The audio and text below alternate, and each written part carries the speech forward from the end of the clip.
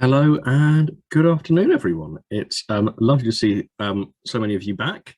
Lovely big turnout this week, which is exciting. Um, I hope you're all having a lovely day. It's wonderful weather where I am. I hope it is where you are too. If you've come to one of these before, then you'll know me. My name is Matt. I look after our research here at UniAdmissions. So it's my job to make sure that all of the things that we put forward in this webinar are things we can back up in Microsoft Excel, basically. And I'm joined this week with my colleague Liz.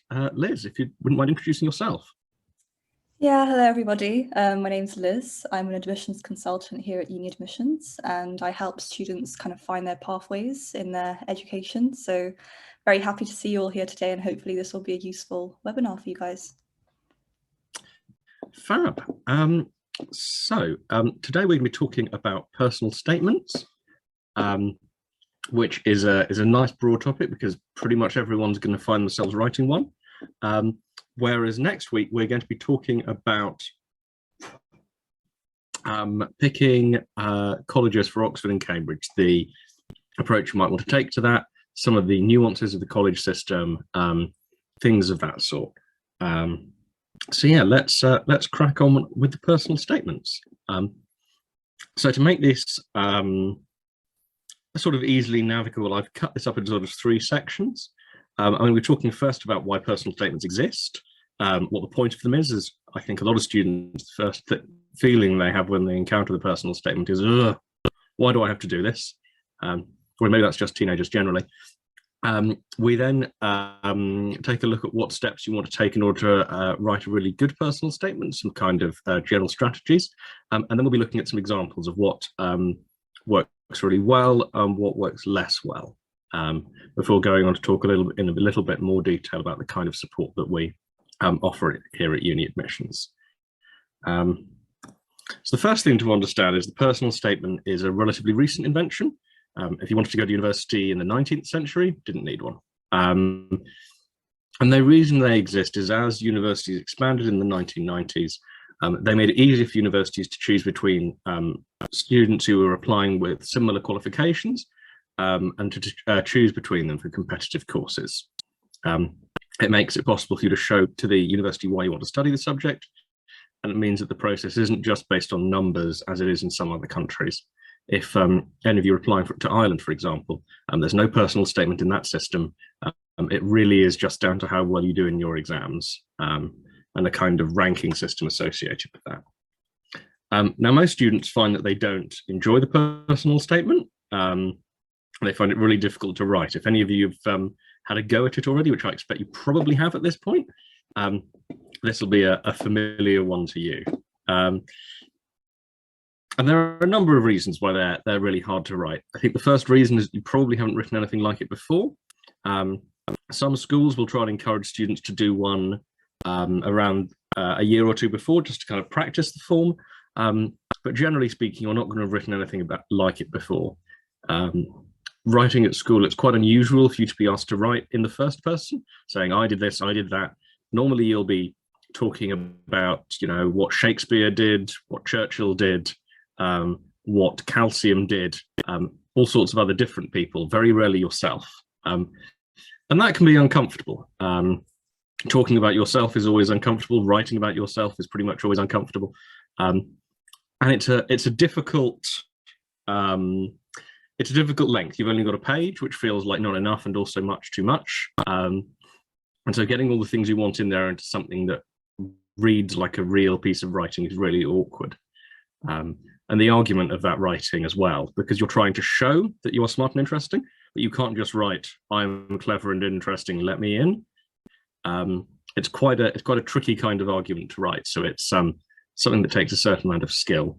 I know that when I wrote mine 15 years ago, I found it really unpleasant, and it did take a long time to put together. How was your experience with the personal statement, Liz? I'm trying to remember now. Yeah, I think I kind of struggled as well a little bit because I thought I'd have to kind of put a lot of things in, sort of lots of supercurriculars, and I ended up listing, my first draft was just like listing things that I did over the past 2 years, which is obviously not what you're supposed to do. So I think it's quite hard to sort of reflect on your experiences as well. when you're 17. So yeah, I feel for those people who have to do it this year. Absolutely. 17 is an awkward age to try and do anything. More recent for you than me, I fear. Now, the way I tend to think of this is that the personal statement is kind of like writing a poem. You've got a very strict limit of length. You've only got your 4,000 characters. That includes your spaces and your punctuation. There are certain things you need to talk about, other things you don't need to talk about. There are lots of things that come back in lots of different people's statements. No matter how hard you try, you're not going to succeed in being original in your personal statement. It's just not going to happen. And it's harder than it looks. You know, you might look at a Shakespeare sonnet and think, oh, that's easy. And then you try and write one yourself and you go, oh God, how many bits am I allowed in the line? It's horrible. So, you know, bear in mind that the personal statement is supposed to be difficult on one level, and it's also difficult for reasons that are, you know, you're not going to be able to get around. So, you know, if you're finding it difficult, that's fine. It is supposed to be. So we're going to talk a little bit about how you might go about writing a really good personal statement now. At some point, I should probably do a personal statement poem, actually. That would be clever, wouldn't it? Would it work? Maybe we'll see. I'll tell you what, I'll put that in the polls later and we can ask if you think that would be fun. So the way the statement works is, broadly speaking, I think of it as having 4 sections. You've got your introduction, you've got the bit where you show how clever you are, which is the academic ability. You've got the bit where you show the stuff you do on top of that, whether that's, you know, cricket or golf or Duke of Edinburgh or orchestra or sculpture, whatever it is. And then you've got a little bit of a conclusion. And the sort of the lengths of these you can mess around with. It depends on you, depends on what kind of stuff you're doing, what you're interested in. But broadly speaking, I would say you don't want the introduction to be very long.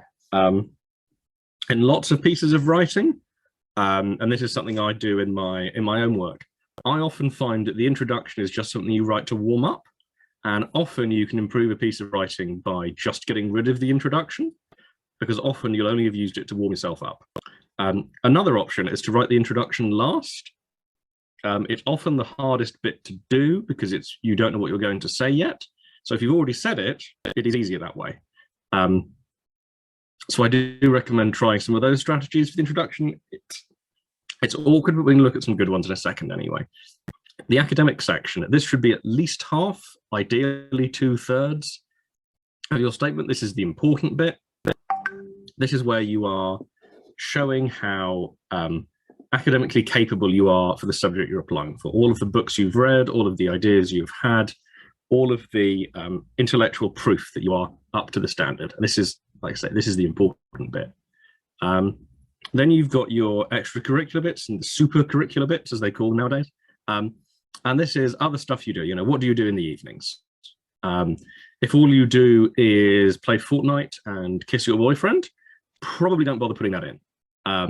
If you do like some other interesting stuff, if you do like, I don't know, you go and volunteer at the food bank, if you do some kind of school sports or school clubs, this is the place to put that. But you don't want to spend too long on it. 10 or 12 lines is plenty, but if you're deciding on the balance, I would always cut down on this bit. And then you've got your conclusion. The conclusion, again, it's kind of there just to make it not feel like an awkward piece of writing. But again, like the introduction, you don't want to be taking up loads of space with this. If you do a long introduction, a long conclusion, it's really easy to use up maybe a quarter of your whole statement, just warming up and cooling down before you get to the good bit in the middle.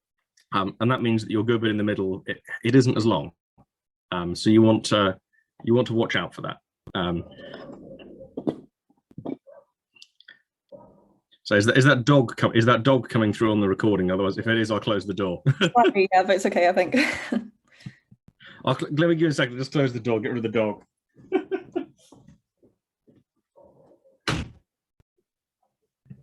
Yeah, that's sorry about that. The dog has seen another dog, which is a scandal. That's the worst, yeah, always. Oh, yeah. So the first thing you want to watch out for if you're writing your personal statement are cliches. These are very tempting, and I would say if you're doing your first draft, that's fine. You can put this in, things like sentences like these in, because they help you get going. Take them out later, because the last thing you want to do is to be putting in these long cliches that everyone else is using. Hundreds and hundreds of people will put in, I have always been interested in being a doctor. And they're like, okay, that's not very interesting. As long as I can remember, I've been interested in it. No. I want you to tell me why you're interested. If you can't remember why you're interested, you can't tell me. Don't do it. Tell me why you're interested. You'll also encounter, some people will use a rhetorical question. You may be thinking to yourself at this moment, why medicine? Well, from an early age, so the person reading it already knows that you're applying to do medicine, so they're not wondering why medicine. They're wondering why you. So why are you asking them why medicine? They know medicine. Think about the person that you're talking to and the information they already have. Like, you're not putting in your personal statement a list of your GCSE grades, because that's on the back of the same piece of paper. You're not putting in your name, because that's also on the back of the same piece of paper. So you don't need to put into your personal statement, why do I want to study medicine? We already know you do. You're going to give us the answer now, but you don't need to put the question in again. That's fine. Don't do that. Don't try and flatter the university, and try and avoid naming the university in your personal statement. Remember, you're applying for 5. And so if you go, I would love to study economics at Cambridge, the other universities are going to go, oh, all right then. Guess you don't want to come here. Maybe we won't give you an offer. Don't do that. Don't tell them how clever or smart they are and what a great university is. Like, they know it's a good university. That's why you're applying. It's fine. Flattering them, they're not going to be impressed. You can do that in the interview if you really want, but again, it isn't very helpful. Yeah. You want to be showing them why you are qualified and ready to do it, not showing that, not trying to like sweet talk them into it. Another thing you want to watch out for, and this is sort of falls into the same category as the rhetorical questions, don't put information into your application twice. You don't need to explain what you're studying, because it says on the other side of the form what A-levels you're doing. You don't need to explain to them what you have learned from doing maths. They know what maths is. These are smart people. You don't need to know that. They don't need to know that what you've learned from Spanish is some Spanish and about different cultures and how it has broadened your horizons. They already know that is what will have happened. You know, English has given me the skill of reading. Yes, good. We're glad you can read. Don't put any of this stuff in. They already know what those subjects do and what they are. These are smart people. You want to show off what you can do through the quality of your writing and your reasoning, not by giving them information they could find by typing into Wikipedia, what is maths? That's not what you want to be going for. Other things you want to avoid, name dropping. This is particularly important for students who are attending private schools. It can be really tempting to name drop your school, to name drop a prestigious club in your school, to name drop a famous person who you've come into contact through as part of your school. That's fine, but bear in mind that some of the students you are competing with will not have had that same set of opportunities, and so they can't be used as the basis for a fair comparison. Like, if you go, ah, yes, this reminds me of the time of my friend who is the king of Denmark. Most people don't know the king of Denmark. So that isn't going to be a very helpful comparison for the person who's reading the statement. They can't compare with another student based on like how many kings you know. What they can do is they can read that and go, ooh, a show off, which isn't what you want to be. You probably don't want to be going back to things that happened when you were 8 or 9 years old as well. If you have like a really powerful anecdote to do with your motivation, So something to do with perhaps why you decided to become a doctor because of a powerful family experience with medicine. That I think is fine, but you probably don't want to be going back and explaining how you decided that you wanted to study English because of how much you enjoyed, I don't know, The Wind in the Willows or something else you read when you were 8. That's fine. You want to get that, you want to update it. Start on the more recent thing. Like, it's pretty obvious that your motivation didn't come along when you were 15, but it makes sense to start more recently. You'll see this a lot in later life when you come to apply for jobs. Most jobs will only be interested in the last 2 or 3 jobs you've had in the last maybe 5 or 6 years of your experience. No one really cares what you did 15 years ago because it was a long time ago. It doesn't matter. You've probably forgotten it. Extenuating circumstances, if you've had difficult family experiences, things like that, there's a different part of the statement for that, of the application for that. Put it in there. Don't put it in the personal statement. Use that space on the other things. Again, don't say which university you're applying for. That's already on a different part of the form, and you don't want to upset your backup university by making it obvious to them that you don't really fancy them. And be careful not to do things that are one course and one course only. Don't spend like a whole paragraph explaining how you really want to do something that you can only do at Cambridge, because that again is going to annoy the other universities you're applying for. Now, there are some exceptions to this, that, particularly with Cambridge with the SAQ and certain subjects that just exist at one university. But that's a fairly specialist case. I'm sure Liz can help you with in the instance that comes up. Have you had any particularly amusing bad personal statement experiences recently, Liz?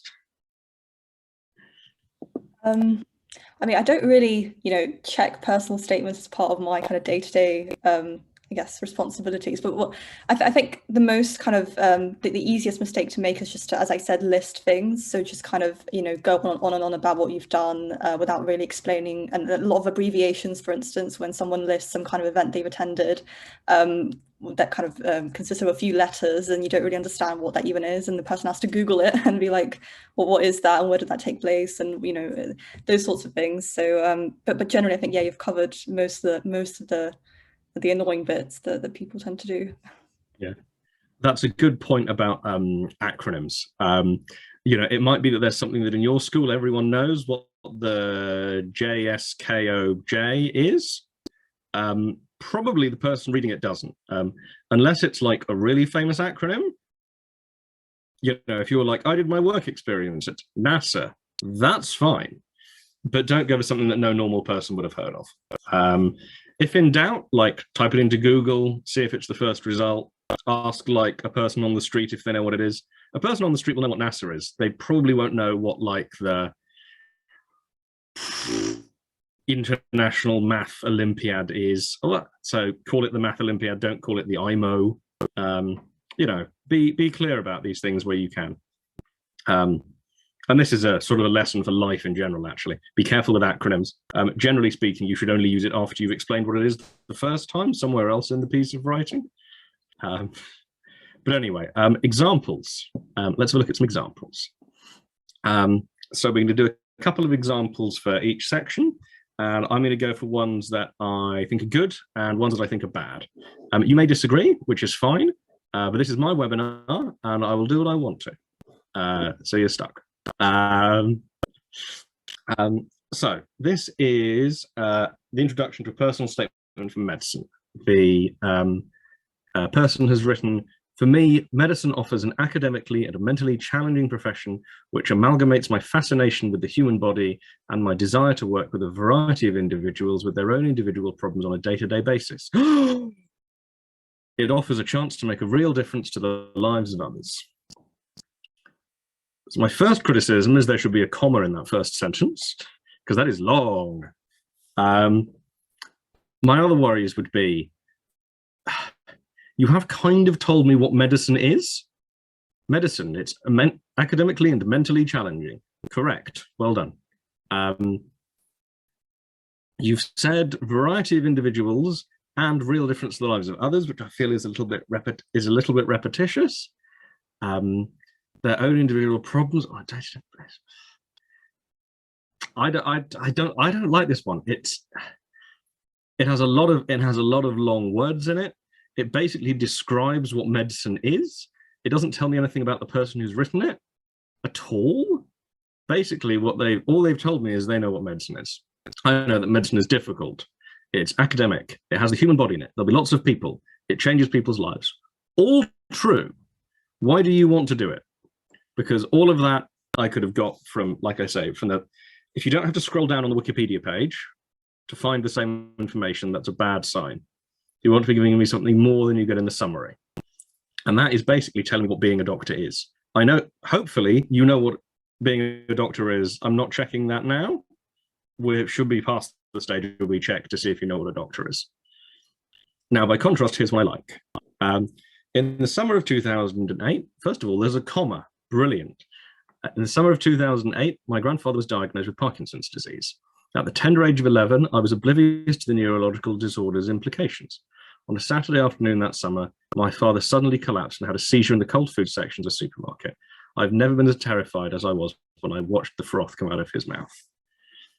Now, this is kind of a risky one. I like it. Not everyone will. This is, we're talking about something that happened long before GCSE, but we're talking about a powerful personal experience. You've put in a little bit of detail about your understanding of the medicine by calling it a neurological disorder, by identifying the symptom, the froth coming out of the mouth, calling it a seizure. But most of all, you've really drawn me in really not very much writing, into what happened to you. And I can see exactly why this is a motivation. It almost feels like the beginning of like a superhero movie. Like I can have this one scene and then it cuts to you 25 years later, and I know why you are the superhero medicine man, because this scene has explained to me why. I really like this. Now, some other people won't. It depends a lot on what you're going to do next. If you can then spend the rest of the personal statement talking about your profound interest in Parkinson's, your really detailed engagement with the idea, your work with some kind of Parkinson's related charity, brilliant, fantastic personal statement. If you go for this, and then everything you get onto is still kind of vague and rambly and tells me a lot about your personal experience, but not much about your academic ability, that's going to be a worry. But what I like about this is it's a really great start. It really explains why you want to be a doctor. Now, if you can show me that you're smart enough in the next couple of paragraphs, brilliant. But, this is the thing about the introduction. You can't, it's not the most important bit. You can do a really good one, but if the next bit is rubbish, so let's get on to the next bit. We're going to swap here from medicine to law. We're going to do a different subject for each section of the personal statement to keep things interesting for everyone. So if you're a little confused why he or she has decided to become a lawyer instead of a doctor at this point, that's why. It is on purpose. They haven't just changed their mind mid-statement. So we're back to a bad one. Reading the book Eve Was Framed by Helena Kennedy has also been fascinating, as I've started to think about issues which I'd never considered before, how law might be affected by gender. Since watching two documentaries about jails in Miami, Florida, I've also become interested in the differences between the British and American legal systems. So I have a lot of problems with this one, some of which are a little niche and you might not be aware of, and some of them I think are pretty obvious. We'll start with the niche one. The first one is everyone reads Eve Was Framed. If you're applying for law, that is like the #1 book to mention your personal statement. So don't do it. Read a different book. I mean, read Eve Was Framed, good book. But don't put it in your personal statement. Show that you have read like another book, because this is like the first book you would read. If you're applying particularly to Oxford or Cambridge, you want to have got further into your reading than reading one of the like top 2 or 3 most obvious books. So by all means read it, good book, but don't make it the center of your personal statement, because 100 other people are going to do that. Now, we're going to talk a little about the seriousness with which you treat ideas here. I have started to think about issues which I had never considered. Okay, so until you read this book, you had never thought about how law might be affected by gender. You're nearly 18 years old. Now, I assume this is I suspect this is not a female applicant writing this, because I expect this would have occurred to them before the age of 17. But this is not a particularly smart thing to say. You had never thought of this before. You read a book and you're like, oh my God, maybe the law could be sexist. This does not show that you're very smart at all. So even if that is true and you had never considered it before, maybe don't say it outright. And if that is the case, develop the idea. Show me how you have learned something and you've developed more sophisticated ideas than going, I'd never thought of that. But no, instead, this personal statement completely changes topic. Now, we're talking about jails in Miami. Now, the law and sexism is a topic so large that you could spend several careers researching it. You could write probably an infinite number of PhDs, but this person has chosen to do it in one sentence, actually less than one sentence. Not good. You've immediately switched topic to something totally unrelated, and you've done something that really annoys me as well, which is one, there's no such thing as the British legal system. There is English law, there is Scots law, different things, no such thing as British law. Second of all, don't go into how interesting you find America in your application to study in the UK. It's great that you like America. They have they have more famous crimes, they have more famous lawyers. Don't go into it. It just shows that, basically, this shows that your interest in law is coming a lot from television, as demonstrated by 2 documentaries. That is a bad sign. You wouldn't do your medical personal statement and be like, I've always wanted to be a doctor since I started watching Casualty. No. You want to give me something more. Stick to the subject you're applying to, which is English law, not American law, and take the ideas you're talking about seriously. Law and gender, more than one sentence. So let's look at a better example. It's also from a law personal statement. Many of Plato's proposed solutions to these flaws undermined what are today viewed as personal rights. This led me to reflect on how laws protect us and also how their intricacies create a doctrine to which people adhere, both complying and incorporating it into their morality. Investigating Plato's ideal political system, I considered the contrast between how his laws were devised and their status in our own society. Plato's guardians, not unlike our own judiciary, relied upon to both codify and interpret the law. While the decisions were considered to be benevolent, society was expected to conform to laws dictated by a separate class. Now, this is great. I really like this one. The first thing to think about here is, look how long this student is spending talking about Plato. Like a good chunk of the statement. Again, we spoke about law and sexism on the previous slide. Plato, famous guy. You could spend many human lifetimes studying Plato. People have been studying Plato for over 2,000 years. Don't do one sentence on Plato.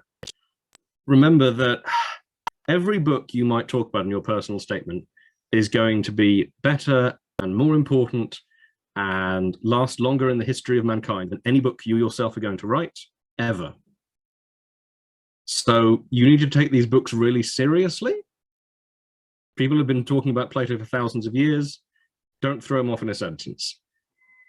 The law being sexist has been a problem probably since the beginning of laws. Don't throw it off in a sentence. You want to take the ideas of these books that you're talking about and treat them in a really serious, detailed way like this. Give them plenty of space. Actually take the ideas seriously. If you get to university and you're looking at the ideas that you're studying, but you're not taking them seriously, you're throwing them off in like a couple of paragraphs, you're like, Plato is rubbish. You're not going to do very well at university like that. That's not the way you want to go about it. Actually engaging with the ideas like this shows the person who's reading it that you actually care, you're actually interested in the subject, and you might actually be good at the degree. Throwing it off in like half a sentence on a really complex topic, it shows you're not taking these ideas seriously. And university is all about taking ideas seriously. So, onto the extra and super curriculars. The great thing about this is I have no idea what subject this person studied, because you can't tell. is applying for rather. You can't tell. Outside of my studies, I have many interests, with tennis being my favourite sport. I'm also a keen golfer, rugby player, and cricketer. I find endurance events to be a good test of my self-will. So I compete in biathlons and run a 20-mile race for charity. How sporty. It's very sporty, much sportier than me.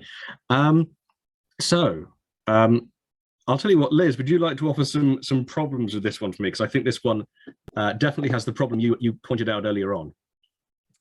Yeah, so he's just kind of naming things he does with no kind of real, he doesn't really reflect on them much, apart from maybe the last one about the endurance. But I think also the fact that he's not linking it to the subject he's studying. I think actually you should try to link it in some way, or at least kind of point out the skills that you would have learned from your extracurriculars. That would help you maybe in studying your degree. So that's what I did personally. But yeah, I think those are the main issues really. Yeah, absolutely. I mean, what you've got here is basically a list, right? You could rephrase this as, I like tennis. I also like golf and rugby and cricket. Now, that is a sentence written by a 5-year-old, which is a worry. I also like to run. Is biathlon, is that the one with swimming? I think so. I'm not totally sure what you do in a biathlon. I'll have to look that up. But what you've done there is, yeah, you've just told us a list of things you like to do. You haven't linked it up to the subject or to really anything you've learned about. A test of your self-will, I guess. But again, not very interesting. Also, and this is a particular irritation for me, you've told me you run a 20-mile race for charity, but you haven't told me what the charity was. I want to know why you did it. I want to know about the motivation. Why do you care about the charity? If you had started with that and gone, I really care about charity X. So I did this thing. I organized some sponsorship. I raised some money, all of that would be interesting. But just telling me you did it, yeah, I'm not impressed or interested, because I haven't got enough detail to be interested, and you've just given me a list. I've also learned, Googling it, that apparently biathlon is skiing and shooting, which I was not expecting. Oh yeah, that's true. It's an Olympic sport. I forgot about that as well. Yeah. It's like a mix. Oh. Wow. So yeah, see, that might be interesting. Don't tell me about tennis and rugby and cricket. Tell me about biathlon. Everyone does. Biathlon is weird. Not many people do biathlon. You need, I presume, like a mountain or something to do it on, at least some snow. Tell me about that. That's way more interesting. Like, as we've talked about again and again in this about personal statements, focus on the thing about you that is interesting and unique. Don't just tell me boring facts that I already know. Tell me about biathlon. I already know what golf is. How did you get into biathlon? There's probably something interesting there. Talk about that. Here's a different one. Music has colored my historical studies.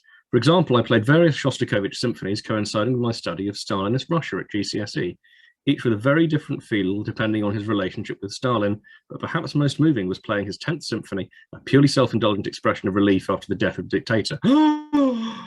It is impossible to appreciate this great work without its historical context, which transforms the piece into something personal, attaching the listener emotionally. Aside from that first sentence being way too long, should definitely have had a full stop after relationship with Stalin. This one I quite like. I think we know that she's studying. This is fun, isn't it? We've both done it. I feel like I can always tell which one's, you know, the gender of the person writing these. Which isn't to say there are only two genders, but I think we've probably only had two in this sample. It will be interesting to see if you know, that's something that comes across as well. But this is a great example of tying together the outside of the curriculum interest with the stuff you're applying for. It shows that you are reflecting historically on the things that you're studying, whether they're directly related to your subject or not. And it shows that you are, you're using those same tools to talk about the the things that you're interested in. And so this brings us, it ties it together back into what they're applying for. It shows that the extracurricular activities are interesting and enriching what they're doing in terms of what they're applying for. And yeah, it's a more interesting story than going, I like tennis. Liking tennis, brilliant. Now that you're interested in music and that your interest in music overlaps with and informs your historical understanding, way more interesting. If you were interested in tennis and also you were interested in physiology and you were interested in sports medicine, that would work.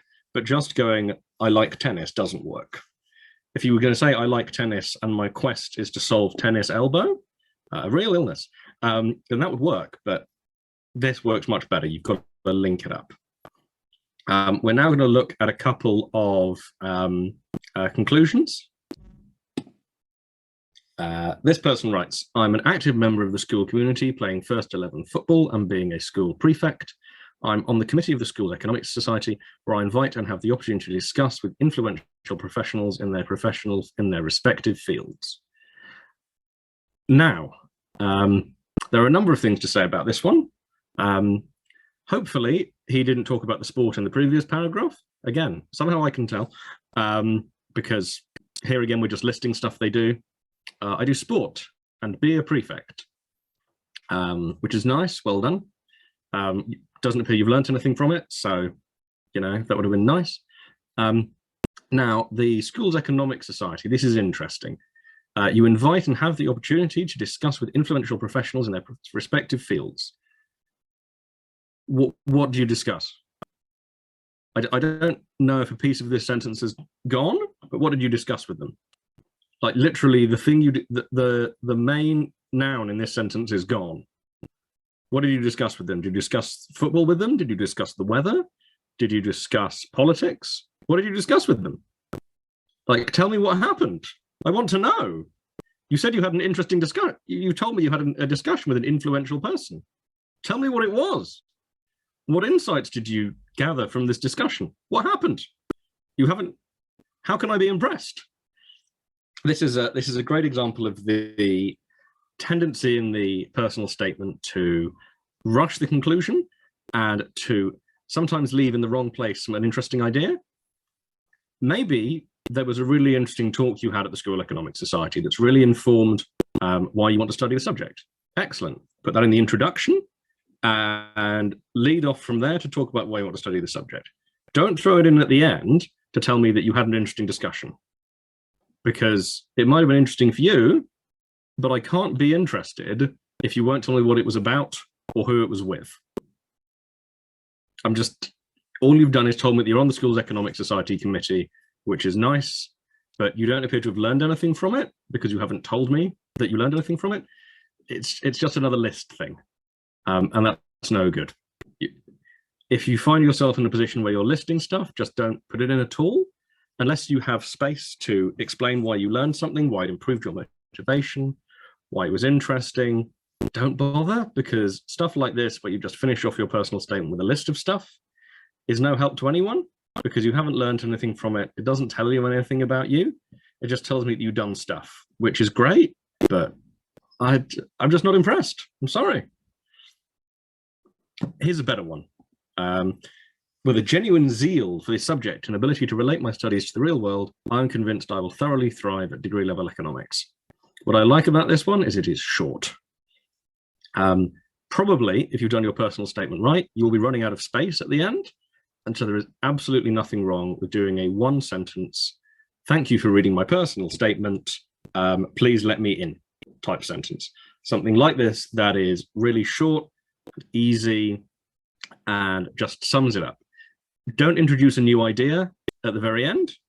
If you were writing, if you were making a movie, you wouldn't introduce a new character in the final scene. It would be confusing. That's not how you do these things. You get to the end and you go, and that's the end. Thank you for reading. I would like to come to the university, please. Round it off in a nice quick sentence. If you can get away with almost, you want to spend as much of your time as you possibly can on the middle section.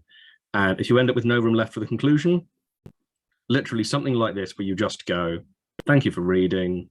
I would like to do the subject. That's fine. Don't bring any new information. Don't try and bring something new up, squeeze extra things in. The conclusion really should be, like, you can get away without having one at all, almost. But if you're going to have one, and I think you probably should because it tidies up the writing, something like this where you just go, I really want to do the subject, thank you, is great. I like this one a lot. So, to sort of summarize, what makes for a really good personal statement? You want to be clearly passionate about the subject, and you want to have good evidence that you've really developed that shows that.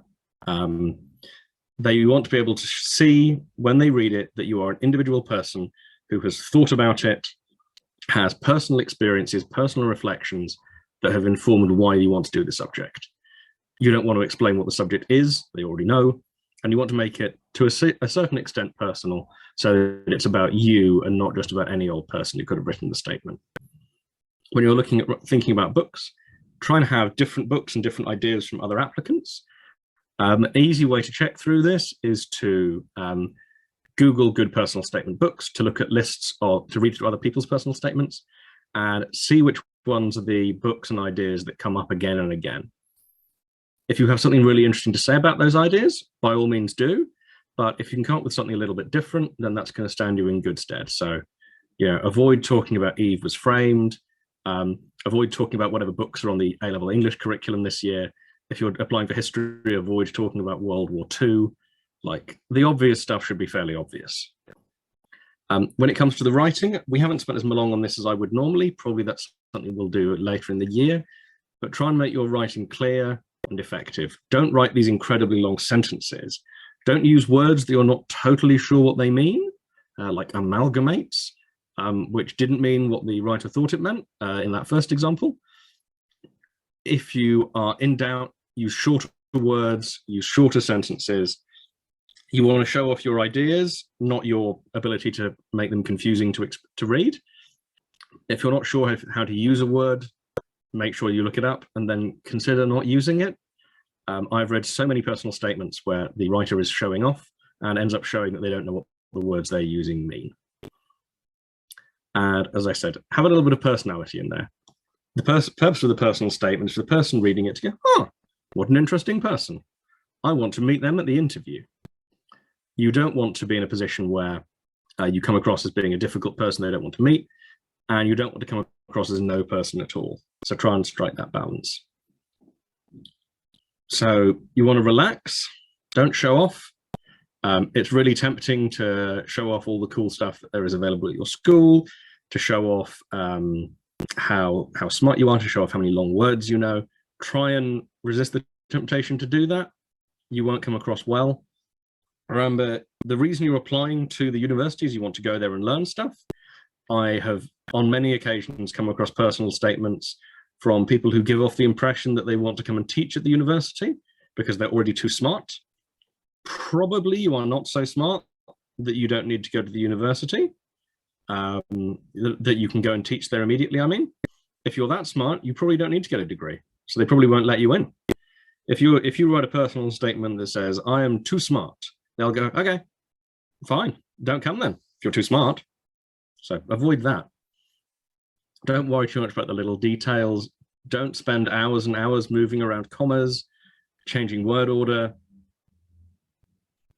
It's not going to make that much of a difference. You want a good personal statement.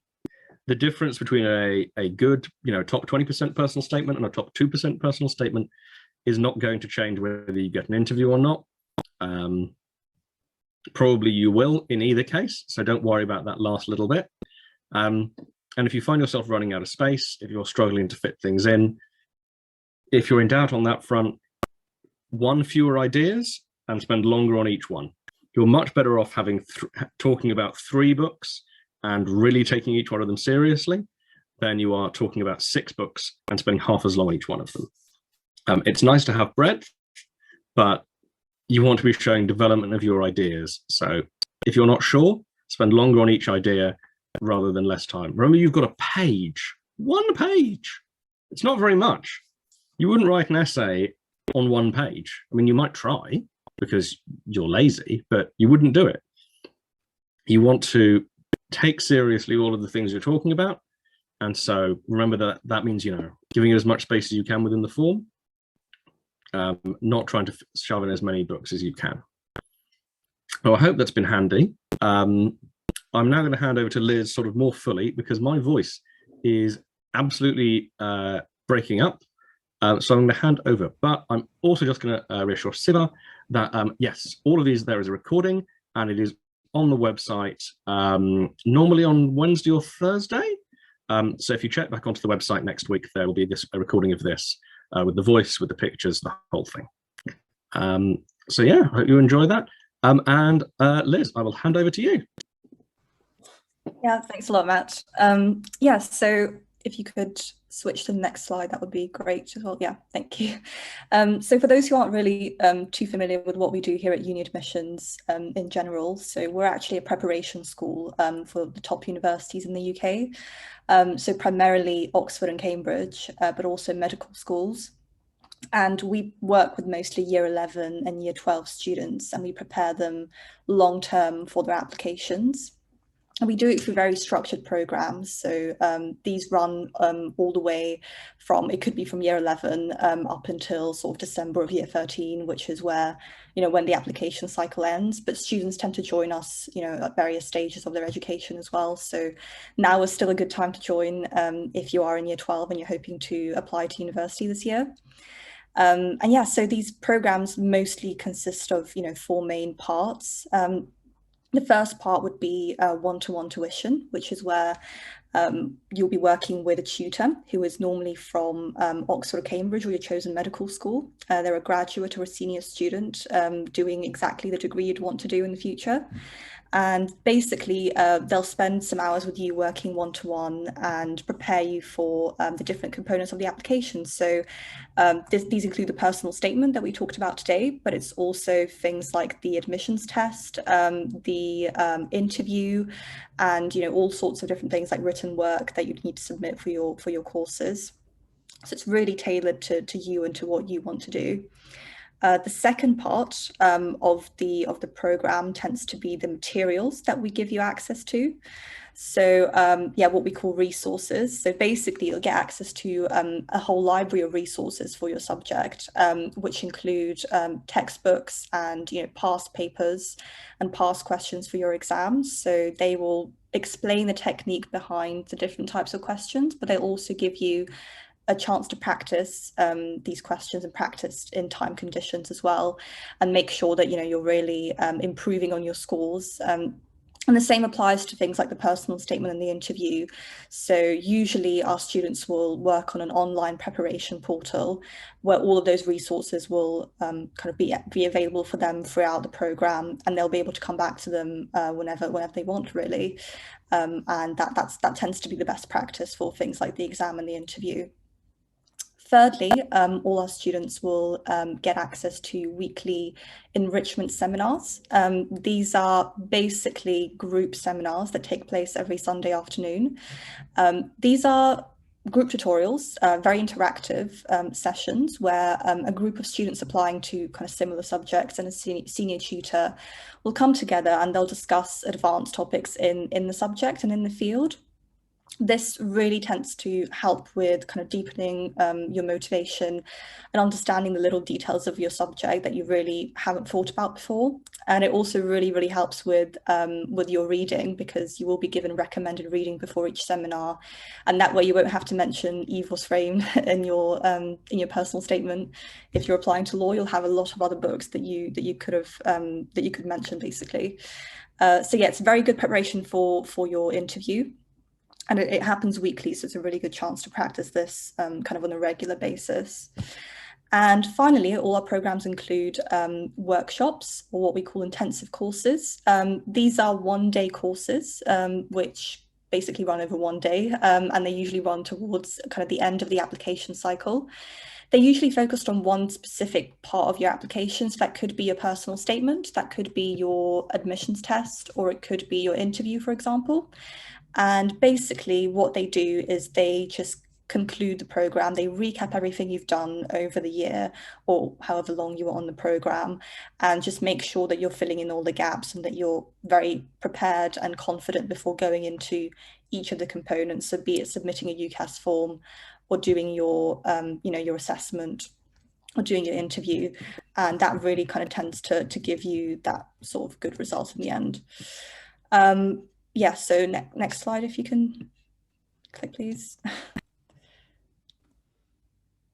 Sorry, there we go. I lost you there. I wasn't sure you were there. Yeah, so we've got quite good, very high actually success rates for Oxbridge in particular and for medical schools. So our sort of average Oxbridge success rate is about 61%, which is really high comparing to the national average, even from kind of the top schools that usually have a really high success rate. Yeah, here they are on the screen for Oxbridge. So we're doing really, really well. Obviously, it's not something that kind of, comes magically. If you sign up onto the program, you still have to put in the work, you still have to put in the hours, and it's only going to work if you actually engage with the program properly. But we make sure that, we will give you the right support for that. And sort of the same applies for medical schools. So our kind of average success rate was about 72%, I believe, over the past 2-3 years. So yeah, we're really good at what we do, comparing to everything that's available, really. So yeah, and what comes next? Sorry, do you want to? Yeah, sorry. Yeah. So the only thing I wanted to talk about further was the kind of students we like to work with. Yes, that's true. So in terms of the kind of our ideal student and what we tend to call our ideal students, it's first of all about the attitude. As I said, it's not a magical kind of pill that you can take and you can automatically get into Oxbridge if you sign up onto the program. It's all about kind of what you do with it and what your attitude is about it. So we will always, we are selective with who we take on board. We will always prioritize attitude over any sort of achievements that you have, because we do understand that people come from sort of different backgrounds and have had different opportunities as well. So we will, as it says here, we're more likely to work with a motivated student with lower grades than a lazy student with, all 9s at GCSEs and all A stars at A level. So it's very important to remember that, medical schools or Oxbridge, they're all about kind of ability and not only ability, but also kind of the motivation and I guess the attitude, the personal approach to your studies. So it's important that you have that as well. And that would be the main criteria for us to select you to be on one of our programs. So we've also got great reviews. I think on the next slide, you've got a couple of those. Yes, so you can go on to Trustpilot and read a little bit about what other people have been saying about us, mostly our successful applicants who've gotten into their dream universities. And yeah, I believe there's also, yes, so I think that's about it from me, I believe. I think there's also a form on the next slides with how you can book a free consultation with me or one of our other admissions consultants. So you can visit our website and you can book a 30-minute slot with me and we can discuss your requirements, and hopefully if I think we can help you, then I can recommend your program and we'll be happy to have you on board. Lovely stuff. Thank you. As Liz says, please do write something nice about us on Trustpilot, especially something nice about me. I know, according to the polling, there's someone who's been to this open day and more than at least 4 others. So please do write something nice on Trustpilot if you keep coming back, because goodness me, that's keen. I thought I was the only one who had to come to this every week, but apparently you do it without even being required to as part of your job. As Liz said, if you are keen to speak with us, if you think that we can help, which hopefully we can, please do get in touch by booking a consultation. There is hopefully a little video now playing that will show you how to do it. It's very straightforward. You go to the UniAdmissions website, which you can find by typing in the web address or searching through Google, and then you book a time, let us know who you are, and we'll be able to help you out. And this gives us the chance for a more detailed discussion with you than anything we'd be able to do in the Q&A. What I'm going to do is I'm going to take a break for a couple of minutes so I can have a glass of water. I expect Liz will appreciate the chance to do the same. in that time, if you want to pile questions into the Q&A, please, we will come back and answer them at 3 o'clock exactly.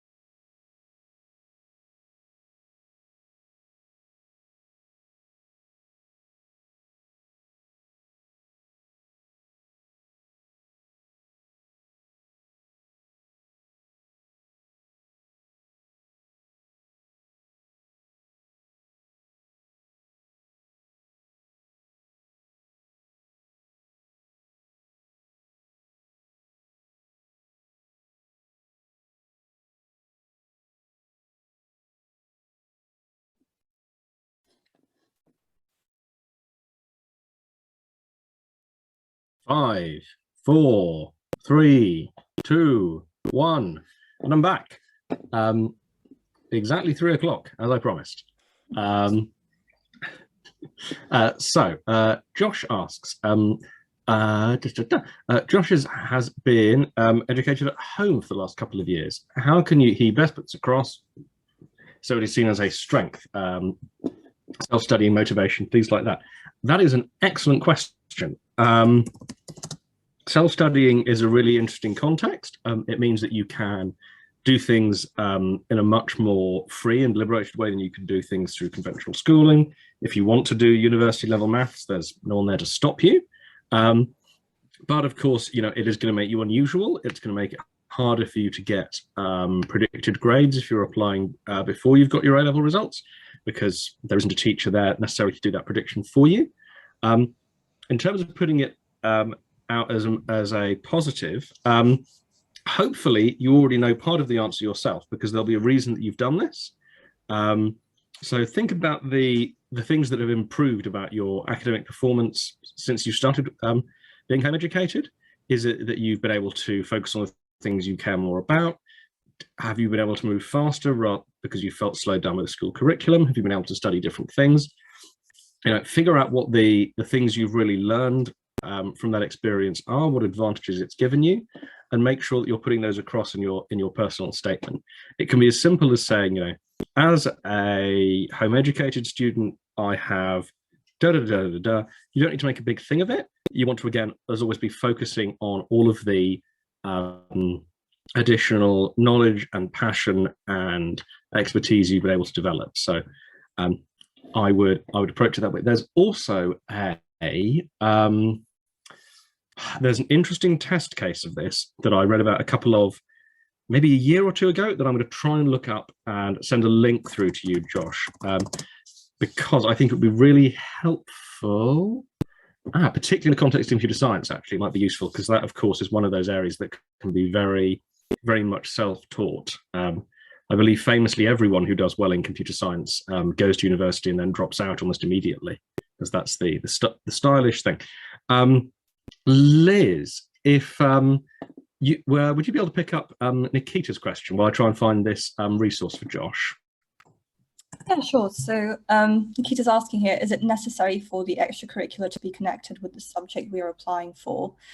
Well, as we said, I think previously, it would be good if it is connected in some way, maybe not in terms of kind of the content of what you've been doing, but particularly in terms of the skills that you've been developing.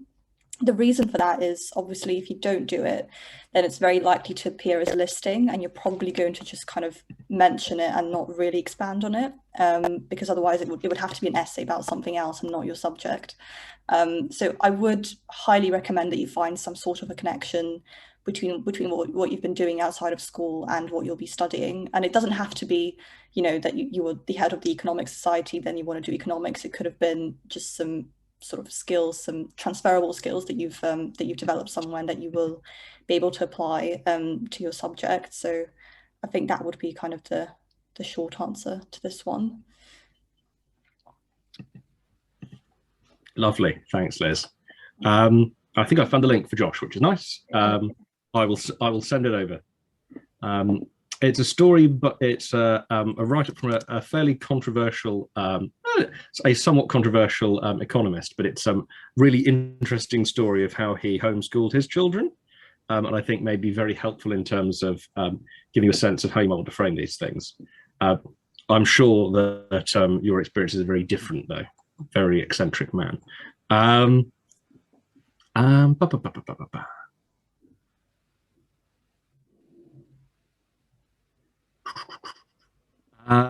Mohammed asks about taking a gap year. How much of the personal statement should focus on what you've done with that free time? So that's a good question. I mean, it depends what you've done with that free time, first of all. You know, have you spent that time traveling the world? Given the situation over the last couple of years, that's unlikely. Have you spent that time undertaking some kind of independent research, some kind of academic project? Have you spent that time working? If you spent that time working, what have you learned from that? You know, have you learned something about your own passions and motivations? Have you learned something about, you know, have you gone and worked in a factory and learned about factory stuff? You know, what have you done with that time? That's going to be the important question, because, you know, if you had spent that time becoming a Bitcoin millionaire, excellent. Tell me about that. That's a really interesting experience. I want to read about the personal statement. If you spent that time working in McDonald's through the coronavirus restrictions, that might also be really interesting. Tell me about how that experience affected you, how you learned about questions around public health, about working with other people.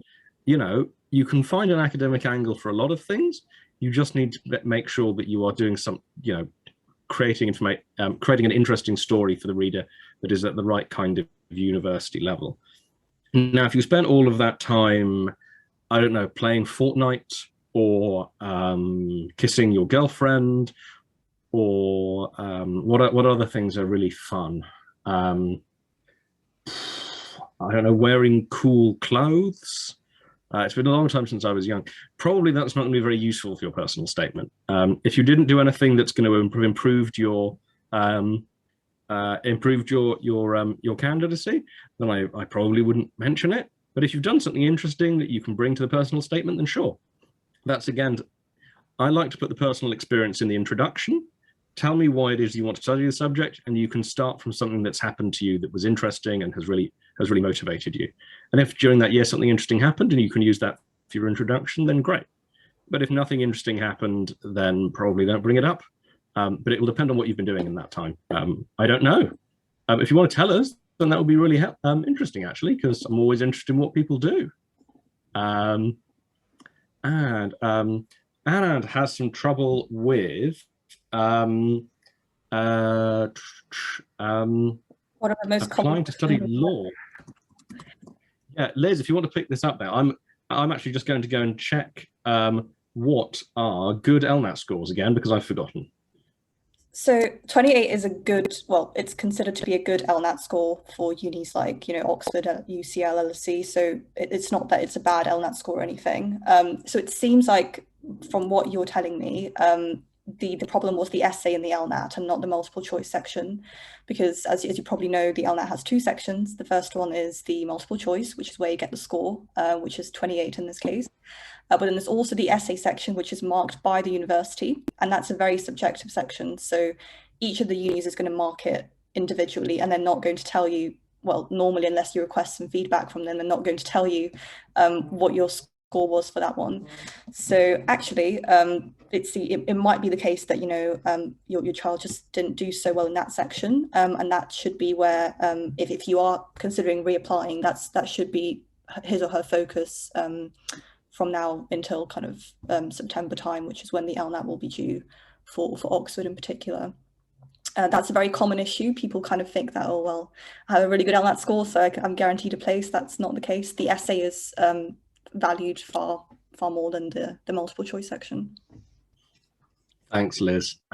Another thing to consider there is if you've not had any luck with Oxford, it's worth considering Cambridge the next time round. Cambridge doesn't use the LNAT.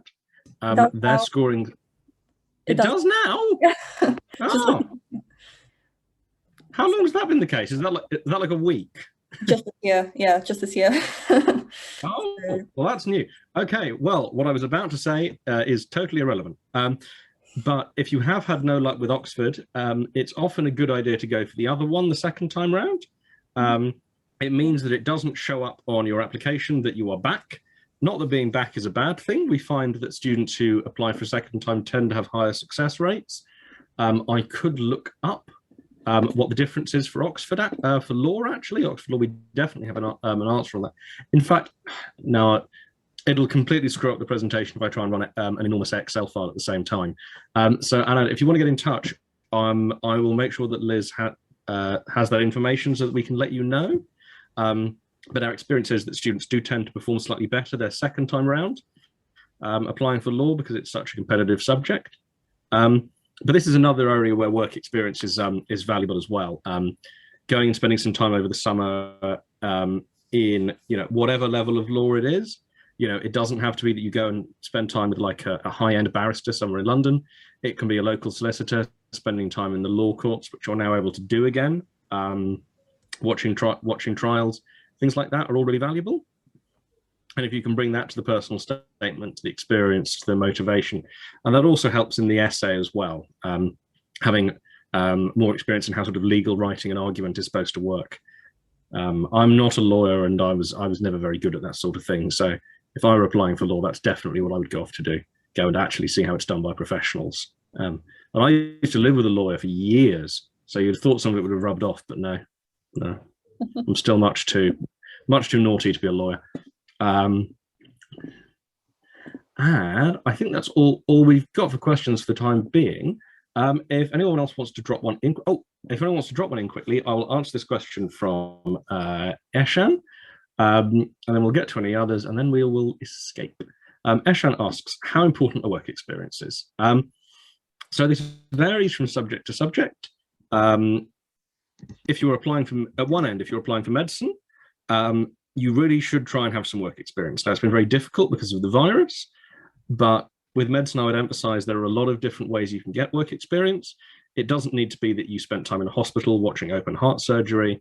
It can be as simple as you going and volunteering in an old people's home. It's really about double checking with yourself that what you actually want to do is medicine, because medicine is kind of gross, and finding out what medicine is really like. You're in some respect better off doing something like care work or volunteering with like a Parkinson's or Alzheimer's charity. Things like that are almost more valuable than going and spending time in a research laboratory or in a hospital, because that allows you to really demonstrate the care and the patient side of things in your application, which is harder to demonstrate in the application than the science stuff, because you're being tested on the science stuff in the exams.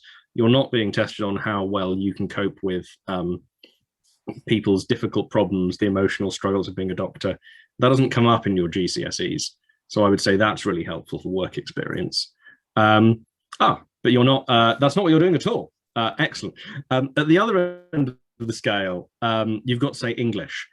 You can't really do work experience in English.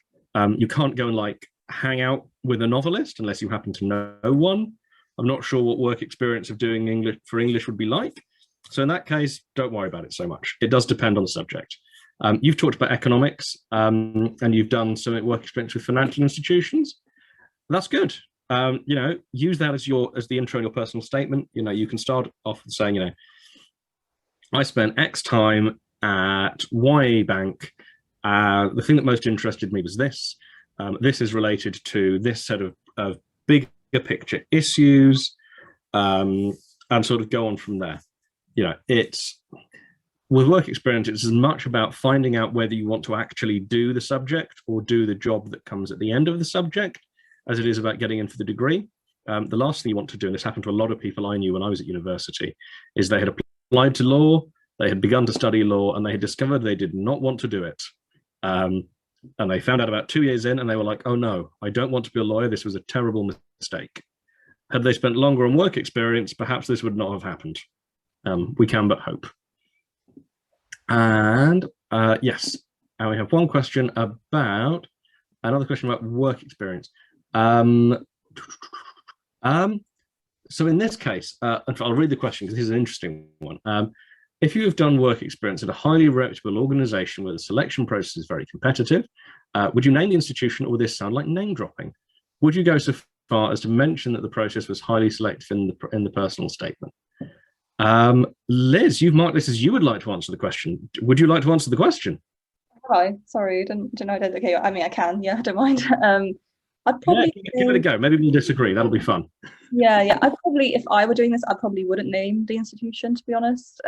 Especially, I wouldn't mention, you know, that it's highly selective. I think that's a bit kind of, you know, you're sort of showing off a bit too much about how selective it was, I guess. Yeah, I think it's more about kind of what you learned from the experience. I think that's going to be more valuable than just kind of mentioning that you did, you know, you spent X time at this organization, and then not really going on and not telling them what exactly you did and kind of what you thought about it. So I mean, you can if you want to, but make sure that you actually reflect on it. Although I probably wouldn't even mention the name if I was writing it, to be honest. Yeah, I'd say I would be a little more inclined to mention the name than Liz, particularly if it's a short name, so it's not going to use up too many of your characters. If it was the BBC, for example, doesn't get shorter than that. What I would absolutely agree with her about, though, is focusing on what the actual experience was. So you can imagine if you were to go and do work experience at an enormous, very famous company, say you did work experience at Apple, let's say. Now, it's possible that your work experience at Apple, all you would do is make coffee. You would make coffee and do photocopying and fetch sushi, and you wouldn't actually learn anything apart from what kind of coffee people liked and how to work the photocopier. Now, that would be a very prestigious piece of work experience with a very reputable organization. You probably wouldn't have learned very much, apart from that, you know, computer programmers drink lots of coffee and eat lots of sushi, and they don't do very much photocopying. Now, if you were to go and work for a tiny tech company in your hometown, because there'll be one nearby, they're all over the place. If you were to go and work for say a digital marketing company that had 4 people, and you were to go and spend a month with them and say, I will come and work for you for free as work experience for a month, they would probably find loads of interesting stuff for you to do. Because if there's 4 people, you've just increased their staffing capacity by 25%. That's huge. They're not going to waste you on getting coffee and sushi. They're going to want you to be doing interesting stuff. There will be entry-level coding work to do. There will be clients to meet. There will be designs to look at. There will be loads of stuff to do.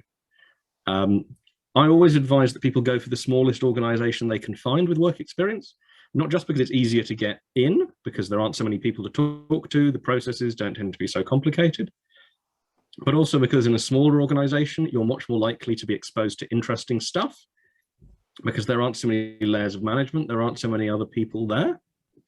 If you go and spend time in a huge organization, chances are there isn't going to be a huge amount for you to do because they already have enough people.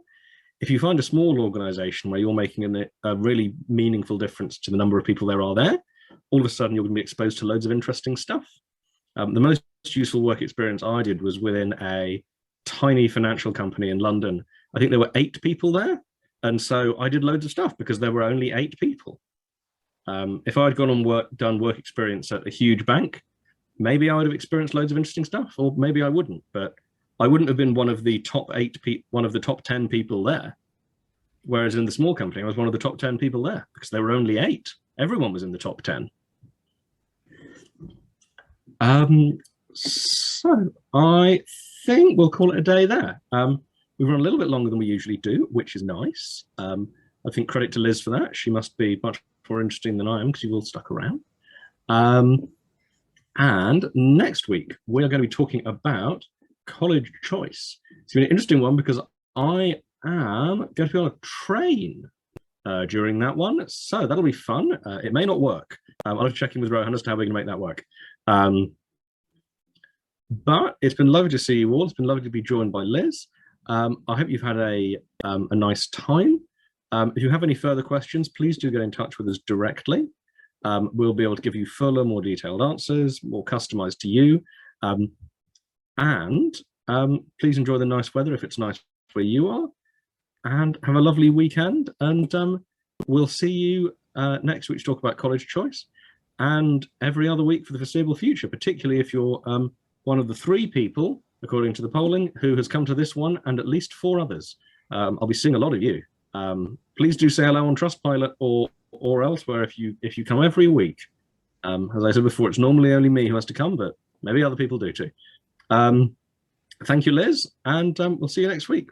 Goodbye, everybody. Bye.